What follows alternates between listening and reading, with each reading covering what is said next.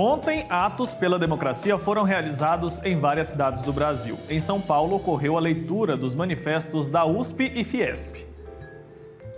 Esta quinta-feira foi marcada por atos pela democracia que ocorreram nos 26 estados brasileiros e no Distrito Federal. O movimento foi encabeçado pela leitura da Carta em Defesa da Democracia, dos Tribunais Superiores e do Estado Democrático de Direito, escrita pela Faculdade de Direito da Universidade de São Paulo.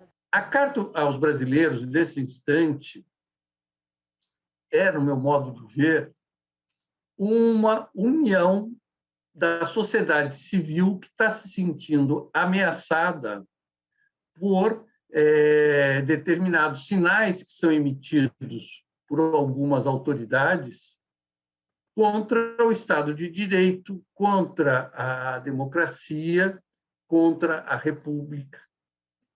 E isso não é de hoje, não é um ato isolado, é uma somatória de atos no decorrer aí desses últimos anos, que fez com que vários setores da sociedade civil no Brasil inteiro se unissem. Em todas as cidades, o objetivo foi o mesmo. A Carta às Brasileiras e aos Brasileiros, Estado Democrático de Direito Sempre, recebeu quase 1 milhão de assinaturas. Durante a leitura, o reitor da USP disse que, mesmo com os avanços, a sociedade ainda precisa impedir retrocessos. Após 200 anos de independência do Brasil, deveríamos estar pensando em nosso futuro, em como resolver problemas graves, por exemplo, da educação, da saúde e da economia, mas estamos voltados a impedir retrocessos. Espero que essa mobilização nos coloque novamente no caminho correto, na discussão do futuro de São Paulo e do Brasil. O ato reuniu milhares de sindicalistas, empresários, movimentos sociais e sociedade civil. Depois da leitura dos manifestos, foi cantado o hino nacional e os participantes deram um grito em favor da democracia. E a carta bateu ontem à noite a marca de 1 milhão de assinaturas. Eu vou falar mais sobre esse assunto agora com a cientista política Rosimere Segurado.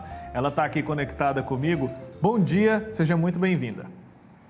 Bom dia a você e a todos que nos acompanham aqui hoje. Rosimere, olha só, a carta foi lida, né? E a gente registrou manifestos ontem, além de São Paulo, em 77 instituições, né? 77 faculdades de direito do país. Isso mostra, então, que o povo brasileiro é, em sua maioria, um povo democrático? Eu acho que essa carta ela tem uma importância histórica muito grande, né? Mostra que no momento em que, como disse, né, algumas imagens aí da matéria trazida por vocês, que até autoridades públicas vêm dando declarações, questionando uma série de pilares fundamentais do Estado Democrático Brasileiro, como as instituições, como o sistema eleitoral. Então, é um momento que a sociedade se manifesta e se manifesta numa pluralidade muito grande de atores políticos.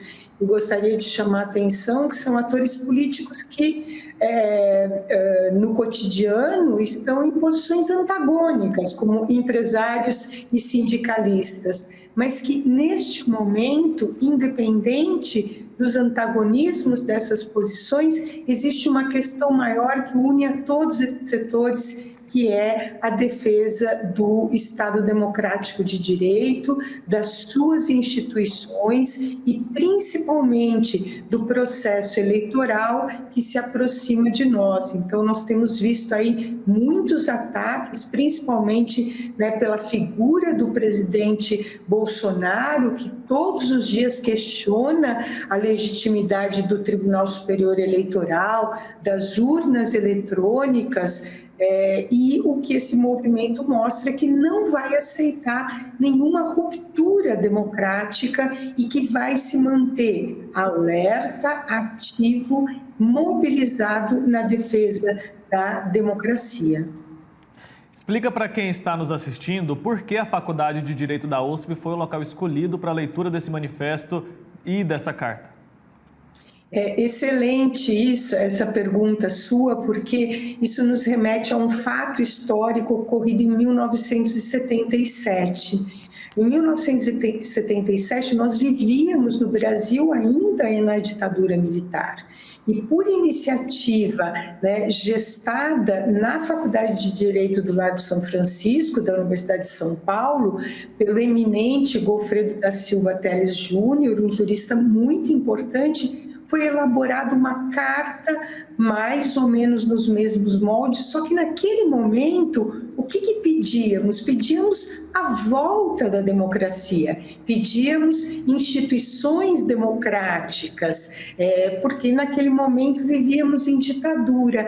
Então, o que, né, passados todos esses anos, nós estamos, né, num regime democrático, conquistamos a nossa democracia, elaboramos uma Constituição em 1988, realizamos eleições regulares, mas tudo isso está ameaçado. Então, agora não é pela volta da democracia, mas pela sua defesa, pela sua permanência e principalmente pela sua ampliação, né? Isso é muito importante, né? Porque no momento que nós estamos debatendo esse tipo de questão, nós não enfrentamos questões graves do ponto de vista de uma democracia social, como a diminuição da desigualdade social que é tão grande no nosso país, como o enfrentamento à pobreza, à fome. O Brasil voltou ao mapa da fome neste ano, coisa que tinha saído em 2014. Então, uma sociedade que defende a democracia coloca os temas relevantes e necessários em debate para que esta sociedade, né, debata, discuta possibilidades de superação isso, ou seja, precisamos defender a democracia que temos, mas principalmente ampliá-la com a inclusão de direitos sociais importantes para a nossa população. Então, historicamente, nós estamos vivendo um momento muito importante, né, em que essas diversas forças políticas se unem nessa defesa. Esse movimento tem sido comparado a um outro movimento muito importante da nossa história, que é o movimento pelas eleições diretas já ocorrido em 1984, porque mesmo que, né, já estivéssemos numa dinâmica democrática, nós não tínhamos eleições para presidente, que viemos a ter apenas a partir de 1989. Tá certo, Rosemary. É possível estabelecer uma relação do que aconteceu ontem com as manifestações de 2013? Foram duas grandes mobilizações que tiveram um caráter popular muito forte, sem ser encabeçada por um único partido. É possível fazer essa relação? Eu acho que assim, é possível numa medida, embora naquele momento nós não tínhamos setores produtivos, né, diretamente ligados àquelas manifestações, né? Mas eu acho que uma parte do que expressa a diversidade de movimentos que nós temos na nossa sociedade, que estavam presentes em junho de 2013, vão estar presentes nessa composição também. Mas é importante que a gente diga que uma parte daqueles que estavam ali, né, e que tiveram um papel importante nessas mobilizações, não está hoje, né, deste lado. Curiosamente, estava ali quando se reivindicava, né, a diminuição do aumento dos transportes públicos. As mobilizações começam por essa reivindicação, mas que hoje não compõe, né, esse setor, ou seja, não compõe essa pauta, essa agenda democrática. Então, o que nós vamos ver é que setores progressistas e setores à esquerda que estavam ali, efetivamente estão aqui, mas outros setores estão embalando ainda essa desconfiança nas instituições democráticas, o que é lamentável, porque lá pediam tanta democracia, mas depois, né, essa continuidade não é vivenciada, né, nos tempos atuais. O presidente ontem, na live semanal dele, ironizou o manifesto que, lembrando, não cita o nome de nenhum candidato, mas foi assinado por diferentes candidatos à eleição esse ano. A gente pode dizer que ele se sentiu atacado? Como isso pode impactar na campanha, no discurso do presidente? Eu acho que, na verdade, o que o presidente fez na live de ontem é mais uma demonstração dos seus arroubos autoritários e da pouca, né, proximidade que ele tem com as pautas democráticas, né? Tanto é que todos os candidatos, exceto ele, né, evidentemente, assinaram a carta. A carta, ela é política, sim, do ponto de vista da defesa da democracia. Quem defende a democracia está dentro desse debate político.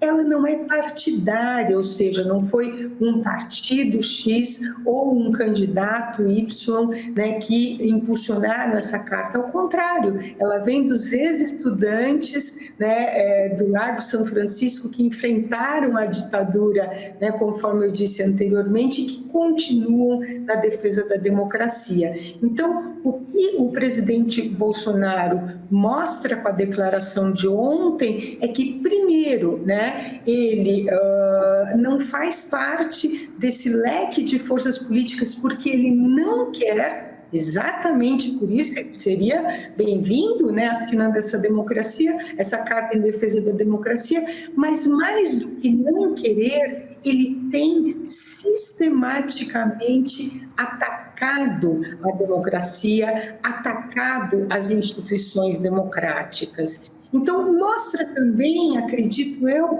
que um certo isolamento do presidente, nesse sentido, do ponto de vista dessas forças políticas importantes da sociedade civil se manifestando, e mostra, além desse isolamento, uma outra coisa que me parece muito importante, que é o presidente está acostumado a ele pautar os temas que serão debates num determinado período, e aqui ele não conseguiu fazer isso, tentou minimizar, tentou inclusive ridicularizar a carta, demonstrando que ele, de fato, tem muita dificuldade em dialogar com os setores democráticos da nossa sociedade. É uma pena, é lamentável, porque essa aliança em defesa da democracia, ela vem sendo há muito tempo, né, proposta, mas não havia aí essa postura, e aí, por fim,